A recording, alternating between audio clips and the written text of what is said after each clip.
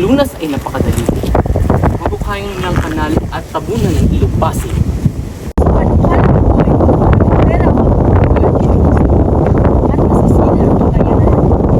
Huwag sumira, gamitin ang mga bilanggo at bihag upang walang perang gugugulin. At kung hindi sasapat, gamitin ang mga taong bayan sa sapilitang pagawain. Pero hindi na kayo kaharap ng taga-Ehipto.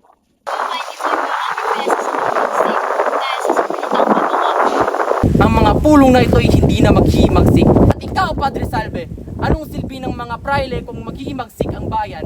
Huwag na kayong babanggit ng mga pangatwirang pawang katunggakan. Siya'y napakawalang utang na loob. Tinalakay pa ang mga bagay na ito sa loob pa mismo ng bapor. Nakaharap na ako ng isang tunay na manukalang matipid at pakipag-inabang upang linisan ang malawak na bawang sa loob. Maaari bang malaman ko? Pilitin ang mga bayan magkakatati, mag-alaga ng bata. Mga hayop na ito sa pamamagitan ng pagkikinain ng susong maliit ang magpapalalim ng bawang. Maaari ko isulat ko sa pagkayan. Pero Don Gustavo, kung ang lahat ay mag-aalaga ng bata, dadarami ang mga balik. Mabuti pa ay napapunta ng tao na hindi naman naragdagan ang malaking tinapay. Ayaw niyang magpagamot. Inutusan niya ako magtungo ng San Diego upang tignan ang mga pinapaupahan niyang bahay. Ngunit sa palagay ko ay, kaya niya ako pinaalis upang maging malaya siyang makapagigit ng opyo. Ang salot na opyo, ginagamit niya noon na walang halong pang-aabuso. Itinuring isang gamot. Kamusta naman ang mungkahay magkaroon ng akademya sa wikang Kastila? At sa aking palagay, mahirap may sa katuparan ng isang iyan. Matutuloy po ito, sapagkat hinihintay na lang namin ang permiso matapos makipagkita ni Padre Irene sa Kapitan General. Binigyan namin ang pari ng 2 kabayong Kastyano. Tutol si Padre sa bahay tungkol dyan, kaya baliwala yan. Kung bibigyan kayo ng permiso, saan kayo kukuha ng pondo? Sa ambagan po, Kaninong bahay ang gagamitin niyo? sa mayamang makaraig. Kung sa bagay, hindi masama ang panukulang iyan. Hindi na mapapag-aralan ang wikang Latin ay mapapag-aralan naman ang wikang Kastila. Diyan tayo makikilala na malakad ng paon. Yan ang mahirap sa mga matutanda. Iniisip ang mga hadlang sa mga bagay at hindi ang mga mabubuting idudulot nito. Gusto lang naman natin ang mas madali sa paggawa. Maiba ako. Ano nga pala ang sabi ng iyong tiyo kay Paulita? Sinermonan niya ako tungkol sa aking mapapangasawa. Wala naman siyang mapipintas kay Paulita. Maganda, mayaman, pagkamat rila. Siyang tunay, walang kapintasan maliban lamang sa isang bagay. Ang kanyang tiya, alam mo ba, pinapahanap sa akin ni Doña Victorina si Don Tiburcio. Sigurado akong nangako ka upang hindi mawalan ng nobya. Oo, ang problema lamang ay sa amin nagtatago ang kanyang asawa. Iyon ang dahilan kung bakit ayaw ng aking tiyo umakyat ng kubyerta. Siguradong uusisain siya ni Doña Victorina tungkol kay Don Tiburcio. Hindi niya alam ang isasagot. Kaya't may pangungutya akong tinitignan ni Doña Victorina. Narito ka pala, Basilio. Ikaw ba'y nagbabakasyon na? Kababayan mo ba siya? Ito nga pala si Isabel. Hindi ko siya kababayan, ngunit magkalapit lamang ang aming lalawigan. Kamusta ang probinsya? Hindi mo ba alam? Hindi pa ako nakakapunta sa lugar na iyon dahil wala namang bumibili ng alahas. Marahil ay mahirap ang mga tao doon. Hindi kami bumibili ng mga bagay na hindi namin kailangan. Huwag kang magalit, Binata, dahil wala akong masamang ibig sabihin. May nakapagsabi lamang sa akin na ito'y hawak ng isang klerigong Indio, kaya tiyak mahirap ang bayan ito. Mabuti pa't uminom lang tayo ng serbesa para sa ikauunlad ng inyong lalawigan. Pasensya, Ginoo. Hindi ako umiinom ng alak. Sabihin ninyo kay Padre Camora na kung tubig lamang ang kanilang iniinom, ay marahil sa silang usapang maririnig. Mabuti sa katawan ng serbesa. Ika-ayo ni Padre Camora. Hindi masigla ang balo na ito dahil sa dami ng tubig na iniinom. Sabihin ninyo kay Padre Camora na kung tubig lamang ang kanilang iniinom, ay marahil sa silang usapang maririnig. Ang tubig ay maaaring makapatay ng apoy at maaaring makaluksa ng sangkatauhan at lumunod ng mundo kapag ito ay naging isang dagat. Napakainam na sagot. Ngunit pagtatawanan lamang iyan ni Padre Camora at tatanungin kung kailan naging karagatan ng tubig. nakakatipon sa kalaliman ng tubig kapag ito'y hinuhukay ng tao. Marahil ay sabihin niyo na lamang sa pare ang mga tulang ito.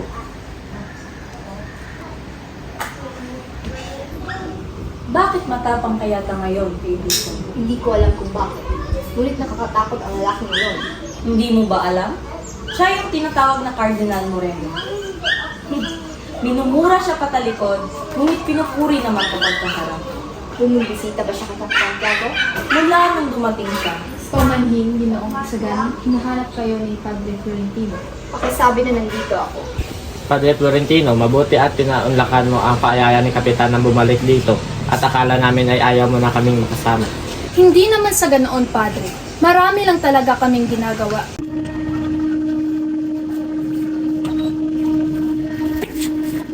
Senyor Simon, saan ka ba nanggaling? Sayang hindi mo nakita ang mga magagandang tanawin habang tayo ay naglalayag. Marami na akong nakitang magagandang tanawin. Subalit, para sa akin ay mas makabuluhan ay yaong may mga alamat. Ako, kung alamat lang naman ang pinag-uusapan, mayaman ng Ilog Pasig dyan. Isa na dito ang alamat ng malapad na bato. Sige nga, at ikwento mo nang gumaan din ang pakiramdam ko. Sinasabi na ang malapad na bato ay isang batong buhay. Ayon sa iilan, ito raw ay pinagmumugaran ng mga espiritu. Naging kuta daw ito ng mga tulisan na nangaharang ng mga bangka.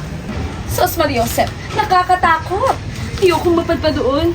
Tia, alamat lamang yun. Hindi yun siguro totoo. Bitawan mo ng braso ni Senyor Simon. Nakakaya oh. Saan naman? Sa pangalamat, ang alamat ng yungib ni Doña Jeronima. Ito ay kikwento ni Padre Florentino. Ako? Chasha. May isang binatang nangakong magpapakasal sa isang dalagang nagngangalang Doña Jeronima. Subalit isang araw, nabalitaan niya lamang na isang arsobispo na sa Maynila ang kanyang kapiitan.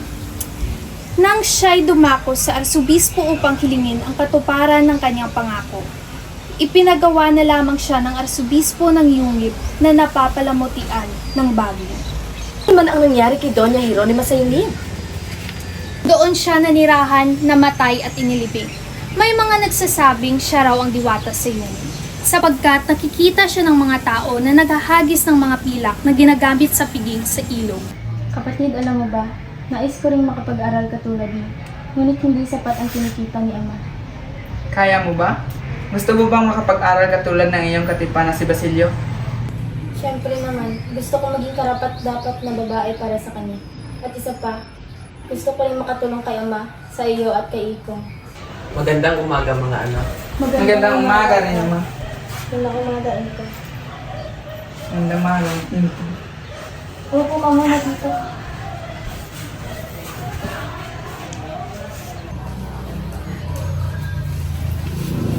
Mukhang marami-rami ay yung daan eh.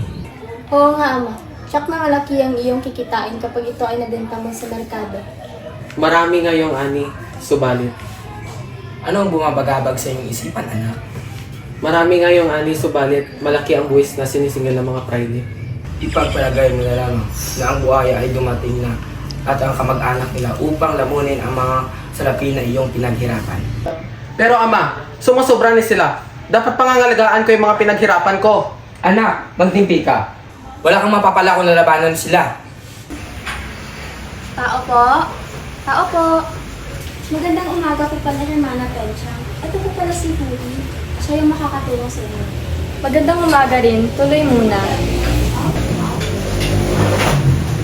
Anong kailangan mo? Ako po si Juliana. Huli na lang po. Wala akong pakialam sa iyong pangalan. Ang tinatanong ko yan ang kailangan mo. Kailangan ko po ng salapi upang matubos ang aking ama mula sa mga tulisan. Anak ka pala ni Telosforo. Sandali lamang. Itong salapi. Maraming salamat po. Babayaran ko po ito kaagad. Huwag kang mag-alala, mababayaran mo rin yan kung papayag kang maging alila at utusan ng aking bahay. Ganun po ba? Ngunit matanda na po ang aking ko. Kaya, payag na po si Huli, Romana. Kung gayon, magsimula ka agad bukas, sa araw ng Pasko. Maliwanag? Opo, maraming salamat po. Ama? Huli? Nasaan na kayo? Anak, Ama! anak, mabuti at narito ka na. Kamusta? Si Huli nasaan? Wala na si Huli. Ano? Patay na siya? Hindi. Naglingkod siya kay Hermana Penchang upang pantubo sa iyo. Pero bakit? Bakit siya pa? Bakit siya pa nagbayad ng mga nagawa ko? Bakit? Maligayang Pasko, Ina. Alam niyo po, malayong malayo na po ako sa Basilyong 13 taon nang nakaraan. Hindi na po ako dungisin. Hindi na rin po ako hanghang, Ina. Marangal na ang aking buhay. Nakilala ko si Kapitan Tiago at pinag-aral niya po ako ng medisina. Pero Ina, ang pagmamahal ko sa inyo ni Crispin ay hindi pa rin nagbabago. Ina, mahal na mahal ko po kayo. Sana'y narito kayo sa aking tabi upang makita ninyo ang inyong anak na naabot na ang kanyang mga mithiin sa buhay. Teka, ano yun?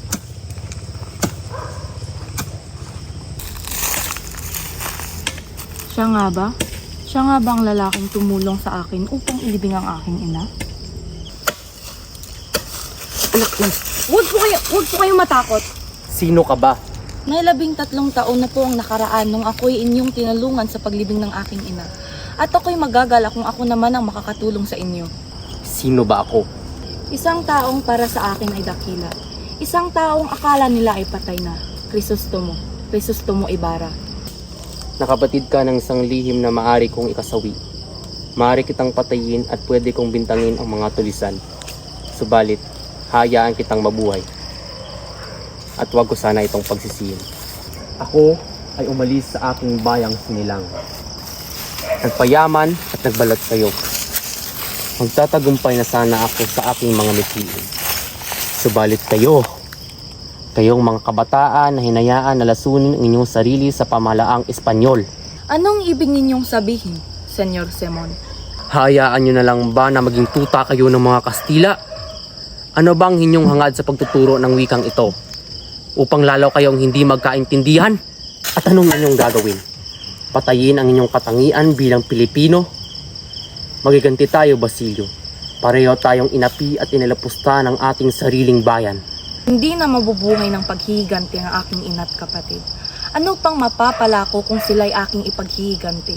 Hindi sa lahat ng pagkakataon ay maaamong isang tao. Walang mga ape kung walang magpapaape. Katulad mo rin ako noon. Subalit, tingnan mo ang aking sinapit. Ililigpit ka rin nila sa sandaling maaari ka ng iligpit. Nais man kitang tulungan sa pamamaraan na gusto mo, Senyor. Maliban lamang sa iyong iniisip, lubhang delikadong isang ito. Gusto ko lamang po ang mabuhay ng payapa at tahimik. Sa una mo lang yan masasabi, Basilio.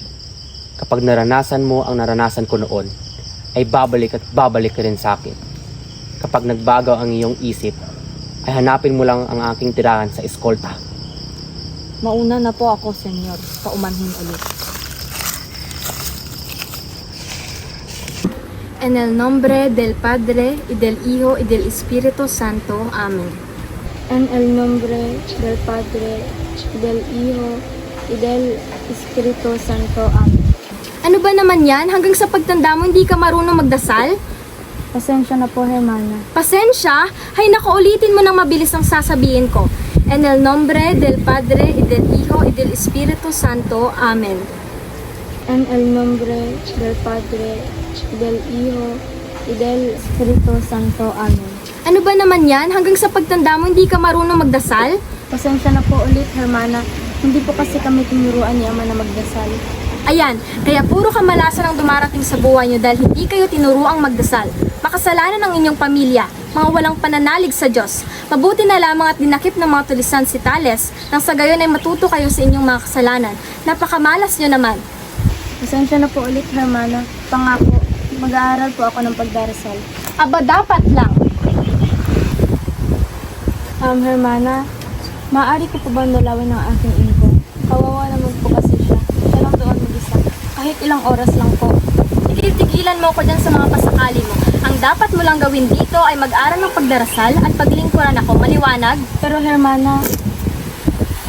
Hermana Penchang, may balita ako. Kiaga-aga naman. Si Basilio, luluwas siya ng Manila upang tubusin si Julie. Ano? Talaga ho? Babalikan ako ni Basilio? Pumasok ka sa iyong kwarto. Pero Hermana Penchang, kasintahan ko si Basilio at kailangan naming magkita. Kukunin ka lang ng demonyo nagbalat kayang estudyante. Huli nais kitang iligtas sa kasalanan. Kaya buo ng aking desisyon, huwag kang makipagkita kay Basilio. Teka, si Simon ba iyon? Ano kayang ginagawa niya dito? Bakit nasa bahay siya ni Cabezang Tales? Telesforo. Magandang araw, kaibigan. Kayo po pala, Senior Simon. Ano pang sa atin? Pwede ba akong manuluyan dito ng isang gabi at 2 araw? Maaari po, Senyor. Subalit, baka mayroong mga tulisang magmamanman. Maaari kayong mapahamak. Huwag kang mag-alala, Tales, sapagkat ang baril na ito ay sapat na. Magandang araw, Senyor Simon. Magandang araw, Kapitan Basilio. Magandang araw, magandang araw. Naku, ang gaganda na naman ng mga alahas. Sina, ano ba? Ang gaganda nga ng mga alahas. Nais ko sanang bumili ng singsing para ialay sa birhen ng Antipolo. Teka, nasaan si Huli? Ayon, iniwan ko sa bahay. Napakatonta talaga. 50 beses nang binabasa ang mga aklat ng pagdarasal, subalit ni isa ay wala pa rin na isa sa ulo. Perwisyo talaga. Nako, hayaan mo na. Senyor Simon, ano ba ang iyong mga alahas? Kung hindi mo maitatanong ay napaka-presteryoso ang mga alahas na ito. Ito, ang kolyar ni Cleopatra, ang gintong singsing ni Sila, at ang mga singsing ng mga senado at maginoong taga-Roma. Talagang ang gaganda. Sinang, umayos ka. Ano naman ang mga singsing at hikaw na ito? Kapitan, ito ang singsing ni Prinsesa Lambal at mga hikaw ni Prinsesa Antoinette. Haha, wala akong maintindihan, pero siguro mga mamahalin ito. Senyor Simon, magkano naman ang mga hikaw na ito? Iaalay ko sana sa birhen ng Antipolo. Baka may samang pang pangalan ko sa kanyang himala at may akyat ako sa langit. 3,000 lamang po, Hermana. Susunod Joseph. Mga kaibigan, ang mga ito ay tulad ng sa manggagamot. Taglay nito ang buhay at kamatayan, lunas at lason. Isipili-pili na kayo.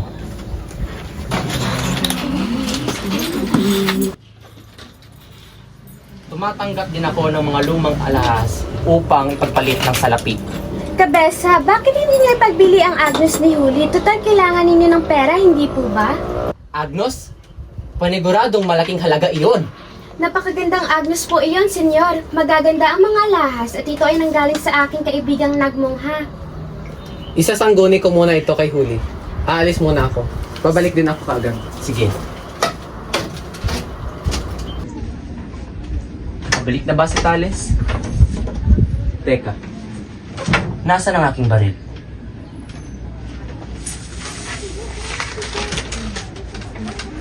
Ipagpaumanhin ninyo, Senior Simon, na kayo'y aking pagnakawan sa sarili kong tahanan. Kailangan ko ang sandata sapagkat sasama na ako sa mga tulisan. Kapalit ng baril ang Agnos na ibig ninyo.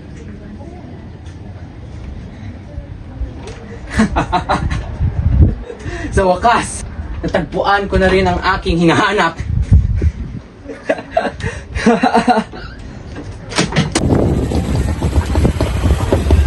Uy!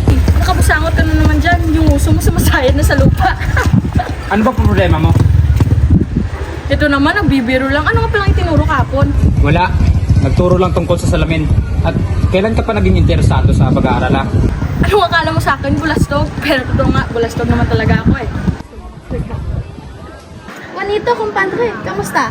May pasok ba tayo? Wala, kasama mo yata tong si ano? Sino nga ulit pangalan mo? Placido. Placido Penitente. Ayun, si Placido. Di kasi masyadong tinatanong ng ating guro, kaya hindi kami namin masyadong kilala. Paano ba yan? Kami mauna na. Diyan ka na, Pla. Ito ay tinakda noong ang lakas naman ang loob mong pumasok sa klase ko. Huli ka na nga at magdadabog ka pa. Ano ang iyong pangalan? Placido. Placido Penitente. Placidong Bulo. 15 araw nang di pumapasok sa klase. Teka, padre. 4 na beses pa lamang ako hindi pumapasok sa klase. Ba't naman naging ganoon karami? Huwag ka nang magdahilan. Tama si Pilaes. Huwag ka nang gumawa ng marami pang pasubali. Dahil dyan ay mamarkahan kita na lumiban sa klase. Eh dilagyan mo. Kahit ilang marka pa ang gusto mo. Total, wala naman ako natutunan dito kundi panlalait. Bastos! Lumayas ka! Layas! Hindi mo na yan kailangan sabihin dahil ako na mismo ang aalis. Narito na si Isagani at Sandrogo. Nasa atin ang tagumpay. paniguradong papayag ang pamahalaan itatag ang Akademya ng Wikang Kastila. Mga kaibigan, kapag naitatag na ang paralan, siguradong pupurihin tayo ng pamahalaan at ang mga tumutol ay magsisisi. Subalit, baka ipilit kaming mga kasapi sa bilanggo ay maging kayo din, batay sa payo ng obispo na sanggunian ng Kapitan General. Nakuha, basta! Hindi ako salir yan. Huwag naman puro ganyan ang iniisip mo, kumpadre. Hindi ganyan ang Kapitan General. Mayroon siyang pag-iisip at kaya niyang tumayo sa sarili niyang mga paa. Wala naman akong sinasabing ganyan, Sandoval. Ang akin lang naman ay may sariling pag-iisip ang Kapitan General. Iyon ay ang mga desisyon ng mga nakapaligid sa kanya. Nakailangan ng mga kabataan ng Wikang Kastila. Wala akong makitang dahilan kung bakit tutol ang pamahalaan dito. Marahil natatakot sila na unawaan natin ang kanilang batas at marunong kayong magkastila. Isa pa, sa gabi ilaraos ang klase. Maaari ito magsanhi ng mga kasaguan. Ipinagkaloob ng pamahalaan ang inyong mga pangangailangan. Kung noong mayroon kami, ay mayroon din kayo. Magtiwala tayo sa pamahalaan at humiling na walang palikaw-likaw. Ano kung sa lahat ng mga ito ay pagkait na rin sa atin ng Kapitan General ang ating mga kahiligan? Kung sa gayon, hindi nasasayang inyong pagsisikap. Binunyag ninyo na ang pamahalaan ay nagbabalat kayo lamang. Maging ako na isang Kastila ay makikiisa sa mga Pilipino dahil hindi karapat-dapat na ang isang pamahalaan ay tutol sa kaunlaran ng kanyang sinasakupan. Sandoval! Sandoval! Kung lahat ng Espanyol ay katulad ni Sandoval, lahat ng Pilipino ay Sandoval din. Nasasabi mo lang yan dahil ikaw isang Kastila. Kung ako magsasabi ng kahit kalahati ng mga sinabi mo, ikaw ay paglalagay ako na bilang isang Filibustero. Mayroon akong mabuting balita. Ay, kay Padre Arini ay nasa kamay na ni Don Custodio ang usapin. Subalit, paano natin mapapayag si Don Custodio? Alam ko na, si Pepay ang makiyas na mananayaw. Oo nga, si Pepay. Kung hihingi pa tayo ng tulong kay Padre Irene, kalabisan na rin ang paggamit kay Pepay. Makiling lamang si Don Custodio. Bukod kay Pepay, meron pa ba kayong naiisip? Si Ginoong Pasta! Kamag-aral siya dati ng amain kong si Padre Florentino at tagapagpayo siya ni Don Custodio. Baka sa ganoong paraan ay mapapayag natin siya. Tuloy lang.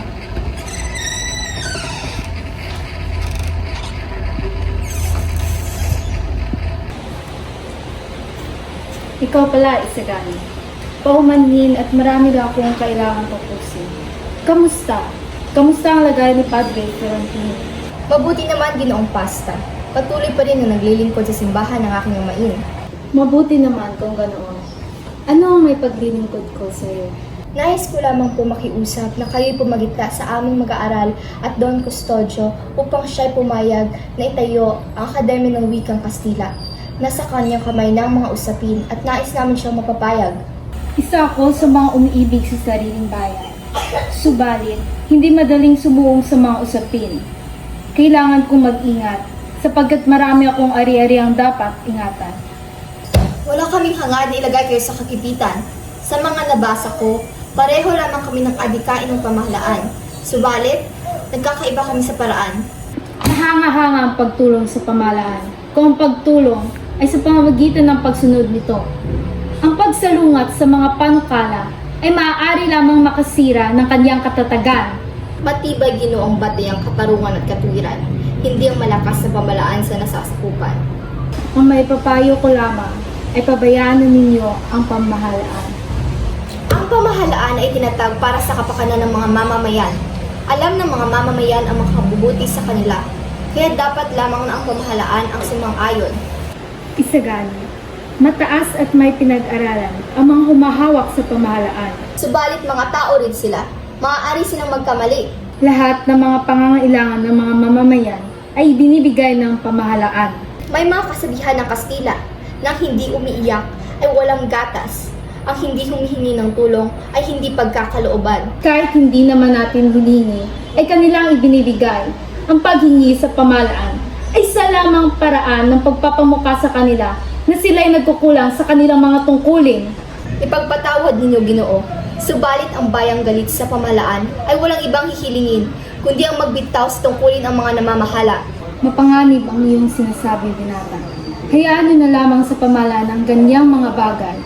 Marunong kayong magsalita ng wikang Kastila. Bagamat hindi kayo Kastila, Tandaan mo na lamang, ang kung sino man ang nais na matuto, ay matututo. Nag-aaral kayo ng medisina, hindi ba? Magtapos kayo, magpangasawa ng mayaman, at madasaling dalaga, at tupagin ninyo muna ang paggagamot, at hindi mga bagay na may kinalaman sa bayan. Makikita mo, kapag ikay nagkaroon ng ubang katulad nito, ay pasasalamatan mo ako. Kapag ako'y nagkaroon ng ubang tulad niyan, at wala akong nagawa para sa mga tao at sa bayan, ang bawat uban ay magsisilbing tinik sa akin. Hindi ko ito ikakapuri, bagkos, aking itong ikakahiya. Paumanhin Ginoong Pasta, ako'y aalis na. Kung lahat sana'y mag-isip at kikilos na tulad niya, hindi ko masasabi, ay, kaawa-awang binata, kaawa-awang Florentino. Ano ba naman yan? Kipapangit na mga dekorasyon ni Quiroga sa kanyang bahay. Oo nga no, mga bumurahin lamang siguro ito at inangkat mula China. Kaya siguro hihina ang kalakal ng aking asawa ay dahil kakompetensya niya ang inchik na ito. Alam niyo ba, mas madaming salapi ang napupunta sa China kasi dito sa Pilipinas. Garapal kasi ang mga inchik.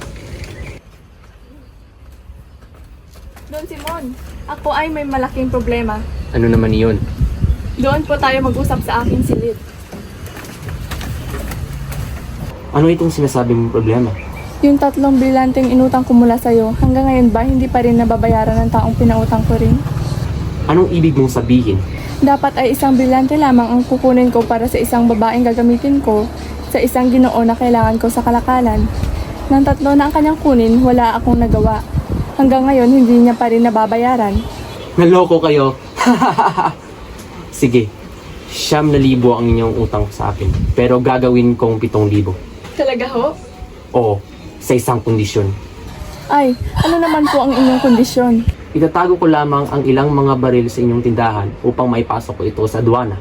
Iyon lang naman pal. Ano? Mga baril?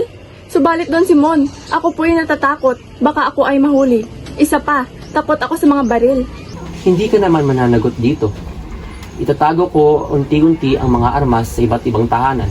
Pagkatapos, magkakaroon ng pagsisiyat at maraming mabibilanggo. At siguradong makikita ako ng malaki dito. Paumanhin Don Simon. Sa iba na lang po kayo makiusap. Kung hindi kayo papayag, edi marapat na bayaran yung inyong utang. Sige na nga. Payag na ako. Total, wala naman akong ibabayad. Ito ay isang kasunduan, Quiroga. Sana hindi mo ako biguin.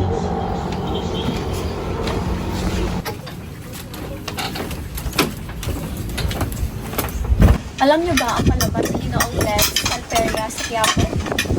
Anong palabas? Isa siyang Amerikanong magaling sa Salamanca at sinasabi meron siyang ulo nagsasalita. Hindi totoo yan. Ilusyon lamang inan. Totoo yan at sa loob ng kahon ang kanyang ulo at pinataw sa mesa. Sige, patutunayan kung hindi totoo ang marka. Magpunta tayo sa Quiapo. Mapapahiya ka at kakainin mo ang iyong mga sinabi. Isagani, tignan mo. Magagandang ilaw dito. Magaganda ang tanawin. Isagani, nakikinig ka ba? Ano ulit iyan? May bumabagabag pa sa iyong isip, mahal ko. Ang mga tao dito sa perya, pambihira kung makatitig sa iyo. Ganun ba? Huwag ka mag-alala. Dito lang ako sa iyong gabi. Hindi tayo talaga? Oo naman. At ako rin. Andito lang din ako sa tabi niya. Hindi ko kayo iiwan. Mga kabataan talaga. Iya, ano ba? Maginoo po itong si Isagani. Sigurado akong ligtas ako palagi kapag siya'y aking katabi. Oo nga po, Donya. Huwag na kayong magalit. Baka kumulubot ang inyong magagandang kutis sa mukha. Masasayang ang inyong kagandahan. Ikaw talaga. Anong ganyan? Uy, isang diwata. Aray ha? Pagmasdan mo siya, kakaiba ang kanyang kagandahan, tila isa siyang engkantada. Iyan si Polita Gomez. Tunay siyang hinahangaan ng mga kalalakihan dahil sa kanyang taglay na alindog at kagandahan. Kaniya pa ng nobyo ang aking estudyante, lagot siya sa akin. Dito ka lang at susundan ko sila. Pumirmi ka lang, Padre Camora. Dito ka lang.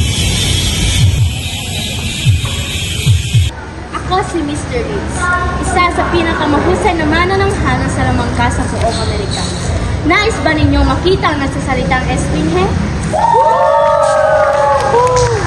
Kung gayon, simulan na natin ang pagtatangkal. Itong Ang nasa harapan ko ay aking natagpuan sa libingang batong buhay na pula sa silid ng piramide ni Khufu na minsan siya ay nagtungo sa Ehipto. Sa isang kataga lamang ay mabubuhay ang mga apo na nasa loob nito. Daddy mo! Esfinheg, ika'y magpakilala. Ako si Intis. Isinilang ako noong panahon ng Emesis at namatay noong pananakop ng mga Persya ng panahon ng Cambyses. Sa paglalakbay ko ay natapusan ko ang lihim ng mapagpanggap na haring si Gautama. Nais niya akong ipapatay sa pamamagitan ng tulong ng mga paring Ehipsyo. Noong panahong iyon, ang mga paring makapangyarihan at siyang namamahala. Umibig ako noon sa isang dalagang anak ng pari. Siya ay minimikiri ng pari ng Abydos at ginawa'y lumikha ng kabuluhan at idinawit ang pangalan ko. At ano ang ginawa nila sa iyo? Ako'y nasakdal sa salang paghihimagsik. Sa pagtakas ko, ako'y hinabol at pinag-uusig hanggang ako'y mapatay sa lawa. Buhat sa kabilang buhay ay napagbasdan ko kung paano halayin ng pari ng Abydos ang aking ino. Pari ng Abydos, nabuhay ako muli upang iswalat ang iyong kabaluktutan. Pari ng Abydos, mamamatay, mapanirang puri. Ha ha ha! Mamamatay, mapanirang puri. Isinakdal kita lapastangan sa kabanalan. Ha ha ha ha! Padre Salve, ayos lamang kayo? Anong nangyari? Bakit siya hindi matay? Hindi siya hindi magtay. Baka may sumakit lamang sa kanya. Marahil dahil sa sopas na kinain niya kanina. Maraming salamat po. Maraming salamat. Talagang napakaganda ng pagtatakhala yun, hindi ba, Padre Salve? Kahangalan, tanging ko walang hiyaan ang pinakita ng lalaking iyon. Naniniwala ka na ba? Naniniwala ka na ba walang daya ang pagtakhal ni Mr. Dates? Oo na. Totoo nga ang kapangyarihang itim at espiritus. Marco! Pepay, bakit ka narito? Ano ang kailangan mo? Bakit parang malalim ang isip mo? May problema ba? Sumangguni ako kay Ginoong Pasta upang makapagtayo ng akademya. Ngunit mas lalo itong gumulo. Hindi ko na alam kung anong desisyon ang bibitawan ko. Huwag mo nga isipin yan. Magpakasaya tayo. Tara na! Sige na, mahal ko. Kahit ngayon lang, alam kong marami kang problema. Hayaan mong paligayahin kita. Sige na nga, pero ngayon lang to ah. Sige.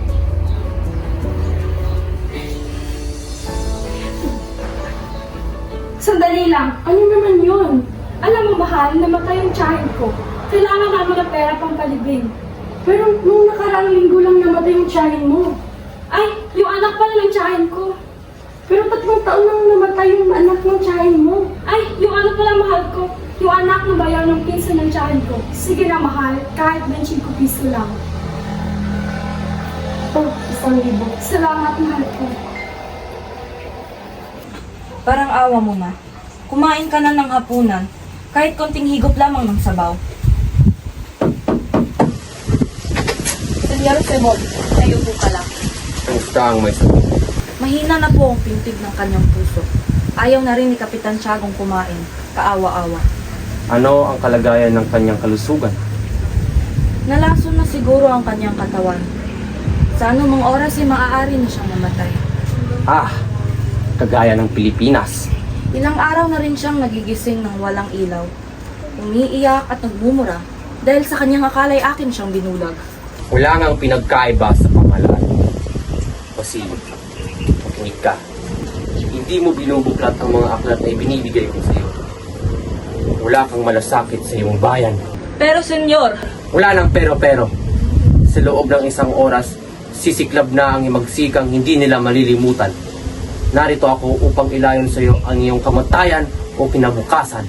kamatayan o kinabukasan? Magpasya ka.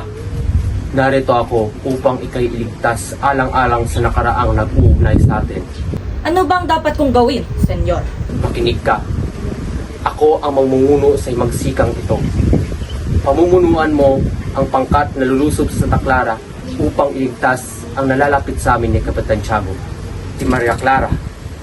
Ibig ko siyang iligtas at isang paghihimagsik lamang ang naisip ko. Huli na ang lahat. Patay na si Maria Clara. Anong sabi mo? Patay na siya. kasinungalingan. Isa kang duwag. Walang makakapigil sa akin. Ililigtas mo siya ngayong gabi o bukas ay patay ka! Ilang araw nang may sakit si Maria Clara. Nagtungo ako sa kumbento upang makibalita. Ito. Ito ang sulat na iniabot ni Padre Irene kay Kapitan Tiago. Magdamag na hinagka ni Kapitan Tiago ang larawan ni Maria Clara. Nanghihingi ito ng tawad. Kanina lamang ay tinugtog ang kanyang abunyas. Katarina! Katarina ang aking minamahal. Hindi ko man lang nakita o nayakap. Hindi niya man lang alam na ako ay nabuhay para lamang sa kanya. Tanggapin na lang natin ang katotohanan. Hindi! Hindi!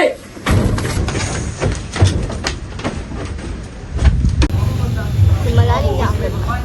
Wala pa rin si Paulita. Paano ako makakinig ng tawad nito? Paulita! Mabuti't dumating ka. Akala ko'y tuluyan mo na akong iniwan. Ikaw, binata. Alam mo ba kung saan nagtatago ang aking asawa? Nasaan siya? Hindi ko po alam. Wala akong balita. Kapag nakita mo ang hudas na yon, sabihin mo magtatawag ako ng Guardia Civil. Buhay man o patay, kailangan ko siyang makita. Sige po. Eba tayo. Anong masasabi mo kay Juanito Pelaez? Ay naku po. Nakakarimarim ang pag-uugali. Anong ibig mong sabihin? Ang ibig ko pong sabihin ay makisig. Matipuno ang pangangatawan at magalang. Tamang-tama ang sinabi. Paulita, huwag mo nga akong kausapin. Galit ka pa ba sa akin? Tinatanong mo kung galit ako. Eh ano yung tungkol sa babaeng Pranses na yon? Panggalit? Eh bakit kayo magkasama kagabi ni Juanito sa teatro? Pinagtataasan mo ko ng boses? Hindi. Ang sa akin lang, bakit si Juanito? Akala ko ba ko ang gusto mong makasama? At saka, nasabi ko lamang iyon dahil sa paninibog ko ng aking damdamin. Paulita, alam mo naman na simula pa lamang ay ikaw ng aking iniibig. Ikaw ang naisitigan ng aking mga mata at ikaw ang laman ng aking panaginip. Paulita, simula noon ay binuhos ko ng pagmamahal ko sa iyo na dati ay alay ko lamang sa ating bayan. Darating ang araw na ang Pilipinas ay lalaya at lilipad na parang lawin sa himpapawid. At pagdating ng mga panahong iyon, ay saka lamang natin matatamasa ang kaligayahan at makukuha ang ating mga pangarap. Pangarap. Mga pangarap. Sabi ni Tia Turina, marami daw kayong mga kalaban. Marami nga kaming mga kaaway. Subalit ang magkaroon ng isang tulad mo, siguradong makakamit namin ang aming mga adikain. Pero anong mapapala nyo? Kung wala kaming mapapala, ay sapat na ang iyong tinig habang nagtuturo sa aking bangkay. Nang aking irog ay namatay habang nililigtas ang bayan. Isang karangalan na magkaroon ng isang katipang tulad mo, Isagani. At isa namang paraiso ang magkaroon ng kasintahang tulad mo, Paulita. Paulita, ano ba yan? Gabi na! Tayo ay uuwi na at baka ikay sipunin. Sandali lamang, Tia. Isagani, masaya akong muli tayo magkasama. Paalam.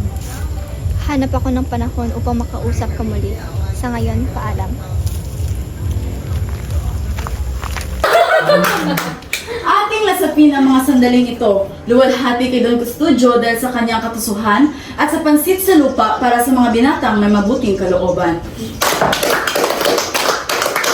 Ngunit, bakit tinutulan ni Don Custodio ang ating kahilingan? Hindi ko alam. Yan na nga ba ang sinasabi ko sa inyo na wala tayong mapapala. Tama na yan. Ang mabuti pa ay magdiwang na lang tayo. Kung mabutit na dito ka na, Isagani, umupo ka na, kumpadre. Naasa na ba si Juanito? Nagpasa siya sa oras ng ating pagkikita. Dapat ay si Basilio na lang ang ating inibitahan imbis na si Juanito. Kapag nalasing natin si Basilio ay mapagsasalita natin siya tungkol sa isang batang nawawala at sa isang mongha.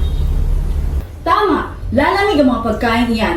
Ang pansit lang ay isang sopas na mayroong mga espesyal na halo. Ihandog natin kay Don Custodio ang mga buto. At sa karangalan ni Don Custodio ay bibigyan natin siya ng panukalang sopas.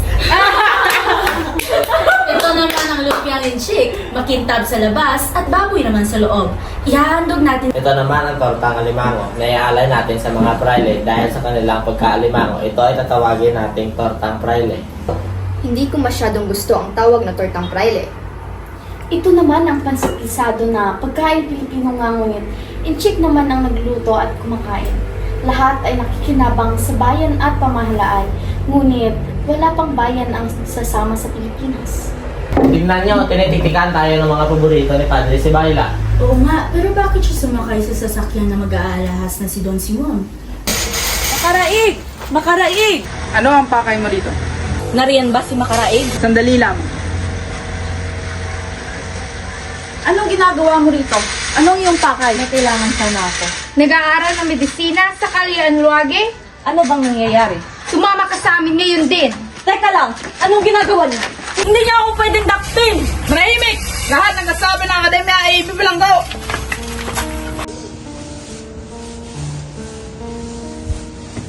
Basilio!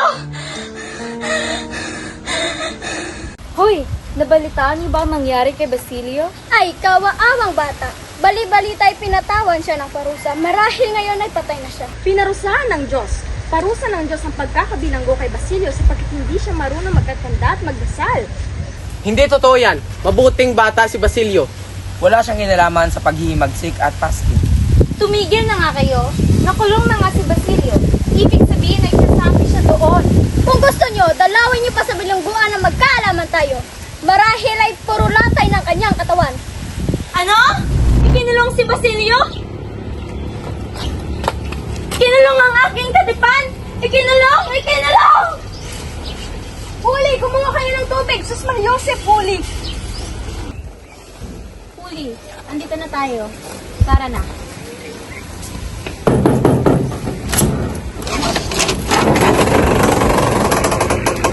Magandang araw po, Padre Camora. Ikaw pala, Hermana Bali. Anong sa atin? Nais po kayong kausapin ni Huli. Meron po siyang naisip pakausap. Ay, ganun ba? Sige, hayaan mo muna kaming dalawa mag-usap. Sige na, andito lang ako.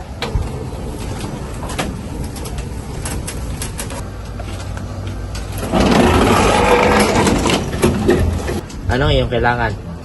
Nais ko po sanang humingi ng tulong upang mapalaya si Basilio. Naku iha, mahirap ang iyong inihiling. Kalaban ng pamalaan ng mga katulad ni Basilio. Gagawin ko lamang iyong gusto kapag susundin mo ang aking pinag-uutos. Ano?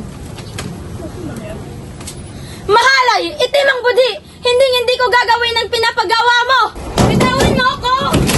Wala na nangyayari dyan! Napakawalang iya mo! Alagay ka ba naman ng Diyos? Manahimik ka!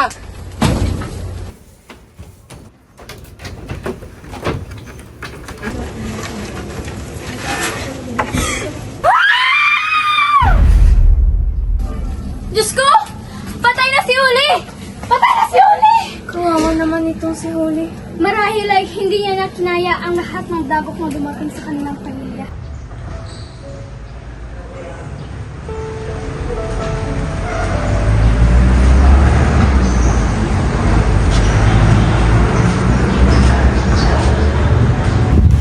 Ang ganda-ganda talaga ng aking pamangkin.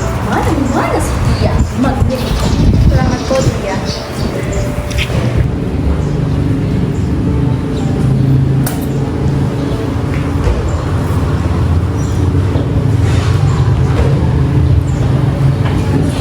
Tumayo ang lahat. Sa ngalan ng Ama, ng Anak, ng Espiritu Santo. Amen. Nagtipon-tipon tayong lahat upang saksihan ang pinakamahalagang araw sa buhay ni Juanito Pilaes at Paulita Gomez. Juanito, tinatanggap mo ba si Paulita bilang iyong kabiyak sa buhay?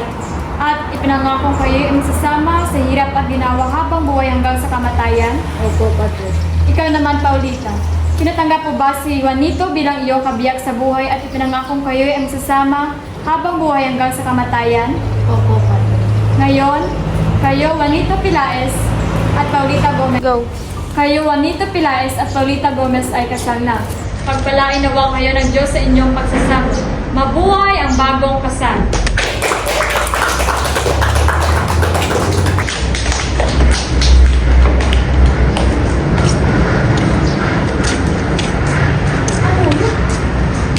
Ang kasal ni Paulita kay Juanito. Kawa ng isang gani. Pinagpatrit ng kapitan dahil lamang sa nabinanggo. Kahit naman ako ay hindi magpapakasal sa itikit lamang sa binanggo. Gumawa ng karungal bunga sa bayan. Huwag nagsama si Juanito at Paulita. Tara makiasal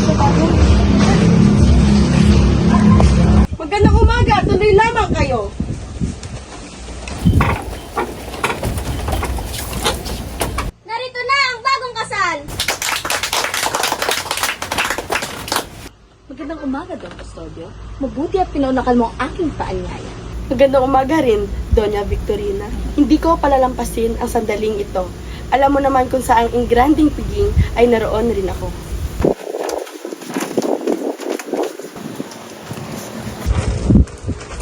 Magandang umaga, mga padre.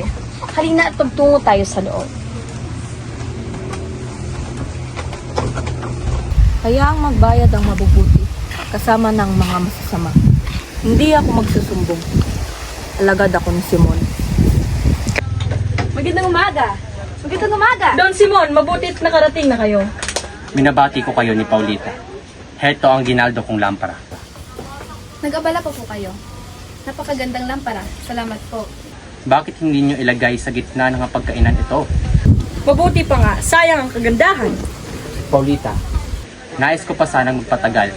Subalit meron akong kliyente na gustong bumili ng alahas ko na kailangan kong tatagpuin ngayon. Ah, ganun po ba?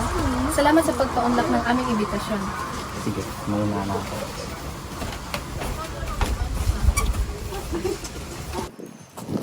Bawal kang pumasok dito. Tingnan mo nga yung itsura at suot mo. Kinakailangan lamang. Nanganganib ang kanilang buhay. Lasing ka ba? Sabing hindi nga pwede. Senyor! Magmadali sa eskolta. Bakit, senyor? May sindi na ang lampara. Bilis! Isagani, anong ginagawa mo dito? Halika, lumayo tayo sa bahay na ito. Bakit naman ako lalayo? Isagani, gusto mo pa bang mabuhay? May lampara sa loob ng bahay na may dinamita. Kapag ito'y sumabog, mamamatay tayo. Hayaan mo muna akong bukmasdan siya kahit nasa huling sandali. Bukas may iba na siya. Sinabi ko na ang sinabi ko.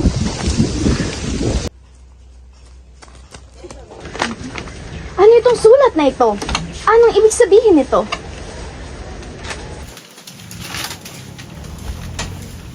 Manny Cecil Fares Crisostomo Ibarra. Si Ibarra?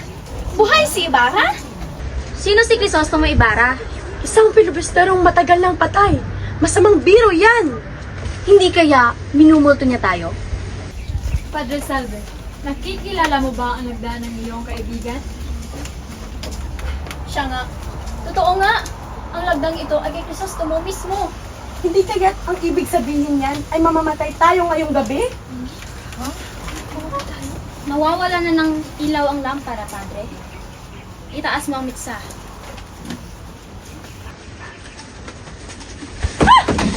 Magnanakaw!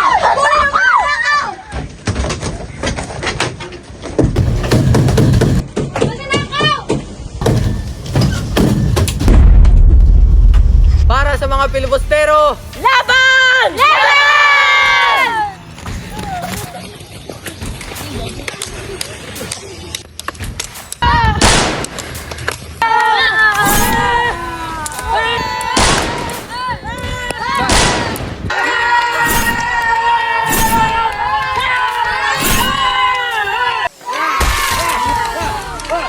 Kabesang Tales, may buhay pa pong Guardia Sibil. Katapusan mo na!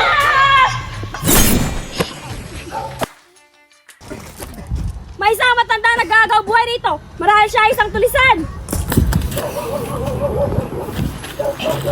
Hoy, Carolino! Wala na bang ibibilis yan? Iligpit mo na to. Maya-maya ipatay na rin ang matandang to. Lolo! Lolo Celo! Lolo Celo! Mabuti at nagkita tayo sa Hulitano. Patawarin mo ako! Huwag mo akong iwan! Mag-iingat ka palagi. Ngayon ay magkakasama na kami ni Huli. Lolo Celo!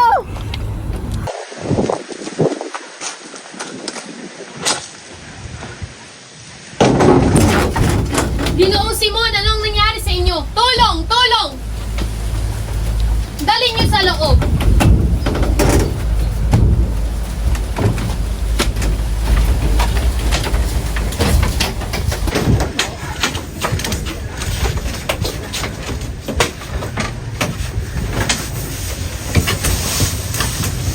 Hirapan po ba kayo, Ginoong Simon? Kunti lamang po. Subalit, sa ilang sandali ay matatapos na rin ang paghihirap ko. Diyos ko, anong ginawa ninyo sa inyong sarili? Wala nang lunas sa lasong aking ininom. Hindi ako magpapadakip. Patay. O buhay. Hindi. May lunas pa! Hahanap ako! Wala nang paraan. Wala nang mangyayari. Nag-aaksaya ka lang ng oras.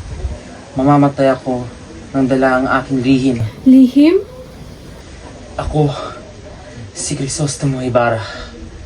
13 taon na ang nakalipas noong ako'y nagbalik sa pag-aaral sa Europa upang gumawa ng mabuti para sa bayan at pakasalan ang aking irog na si Maria Clara. Ngunit nawala ito ang lahat nang idawit nila ako sa kaguluhang wala akong kinalaman. Tumakas ako, dala ang kayamanan ng aking mga magulang.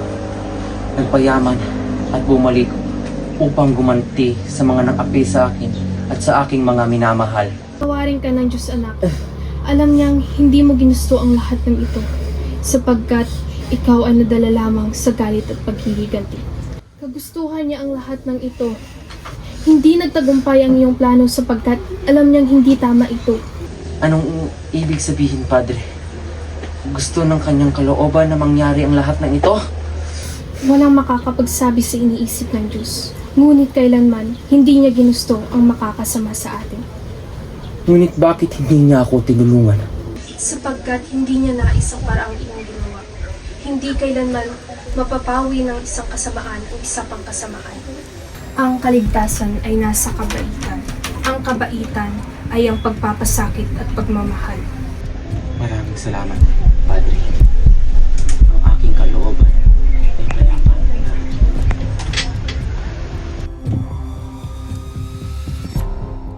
Naway makasama mo na ang iyong mga mahal sa buhay na namayapa sa paraiso kung saan hindi ka na maghihirap.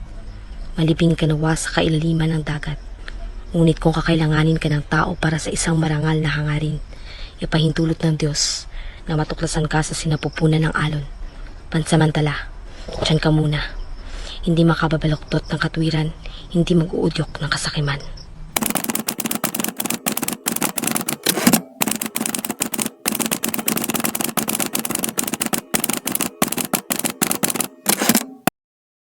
Thank you.